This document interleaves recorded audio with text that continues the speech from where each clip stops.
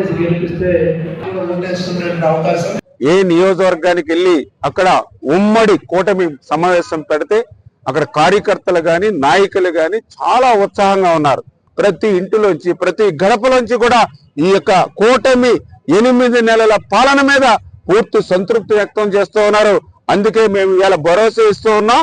రేపు పేరాబత్తుల రాజశేఖర్ ని మొదటి ప్రాధాన్యత ఓటుతోటే వన్ సైడ్ గానే గెలిపించి ఇచ్చేటువంటి బాధ్యత మాది అని ఇవాళ ప్రతి నియోజకవర్గంలోనూ నాయకులు కార్యకర్తలు చెప్తున్నారనే విషయాన్ని సందర్భంగా తెలియజేసుకుంటూ, మరి అదేవిధంగా ఏదైతే వైఎస్ఆర్సీపీ పార్టీ ప్రతిరోజు కూడా అసత్యాలు అబద్ధాలు, దానికి ఉదాహరణ పోలవరం ప్రాజెక్టు. మరి నిన్న మొన్న పోలవరం ప్రాజెక్టు గురించి ఆ వైఎస్ఆర్సీపీ నాయకులు మరి ఆ అంబటో లేకపోతే బొత్స సత్యనారాయణ జగన్మోహన్ రెడ్డో లేదా వాళ్ళ అవినీతి కరపత్రిక అవినీతి ఛానల్ మరి ఆ పోలవరం గురించి మాట్లాడుతూ ఉంటే మరి చాలా ఆశ్చర్యకరంగా, ఎందుకంటే అసలు పోలవరం ఎత్తు గురించి మాట్లాడేటువంటి అర్హత జగన్మోహన్ రెడ్డికి ఎక్కడ ఉంది? ఏదైతే నిన్న వాళ్ళ వైఎస్ఆర్సీపీ మాట్లాడుతూ ఉన్నారు పోలవరం ఎత్తు 41.15 మీటర్ల మీద మరి పోరాడాలని. ఎవరి మీద పోరాడాలి?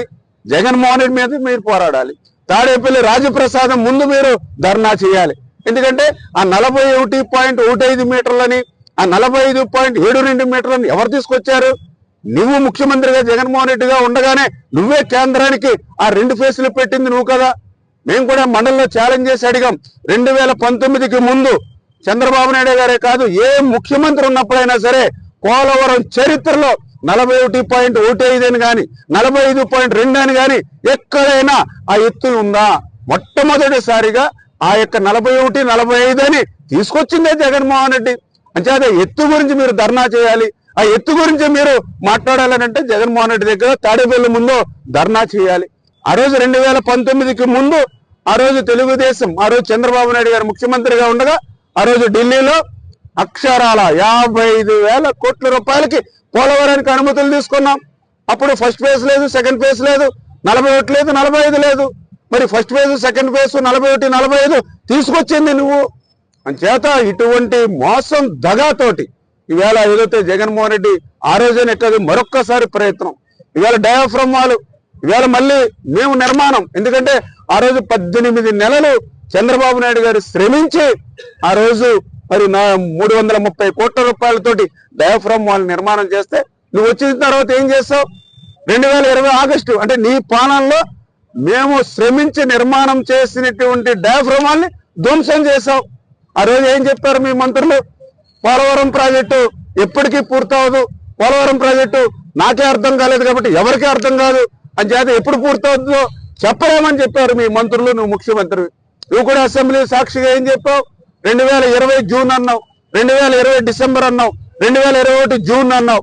అంటే 2020లోనే డయాఫ్రమ్ వాళ్ళు పోతే నువ్వు అసెంబ్లీ సాక్షిగా నువ్వు 2020, 2021 అని చెప్పి మరి డేట్లు ఇచ్చావు. అంటే డయాఫ్రమ్ వాళ్ళు ఉందో లేదో కూడా తెలియనిటువంటి ముఖ్యమంత్రి ఆ రోజు నువ్వు. అసలు మాకు ఆశ్చర్యం, ఇటువంటి వ్యక్తి ఆంధ్రప్రదేశ్ రాష్ట్రానికి ముఖ్యమంత్రిగా 5 సంవత్సరాలు పనిచేశాడా?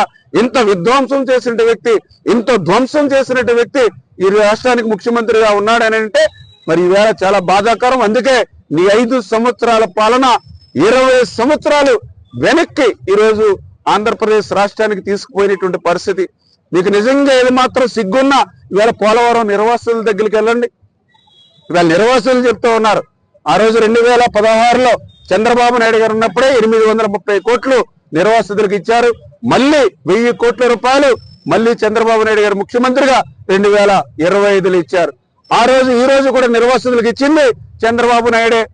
మరి ఆ రోజు 1924 జగన్మోహన్ రెడ్డి 5 సంవత్సరాల పాలనలో నిర్వాసితులకి ₹1 కూడా ఎందుకు ఇవ్వకపోవడం మాట నుంచి ఆ నిర్వాసితుల కాలనీలకి ఆ రోజు 19కి ముందు నిర్మాణమైనటువంటి నిర్వాసితుల కాలనీలకు కూడా 1 అరబస్తా సిమెంట్ కానీ ₹1 కూడా పెట్టనటువంటి జగన్మోహన్ రెడ్డికి ఈ రోజు పోలవరం గురించి మాట్లాడే అర్హత ఎక్కడ ఉంది?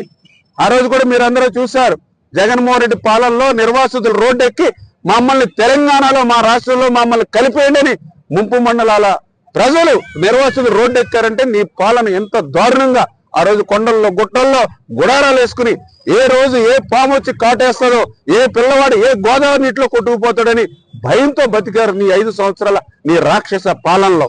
అటువంటి వ్యక్తివి, అటువంటి పార్టీ, అటువంటి పాలన ఈ రోజు పోలవరం గురించి గాని ఈ రాష్ట్రం గురించి గాని మాట్లాడేటున్న అర్హత ఈ వైఎస్ఆర్సీపీకి, జగన్మోహన్ రెడ్డికి ఈ వైఎస్ఆర్సీపీ అవినీతి పత్రిక లేదని చెప్పి మీ ద్వారా తెలియజేస్తాం.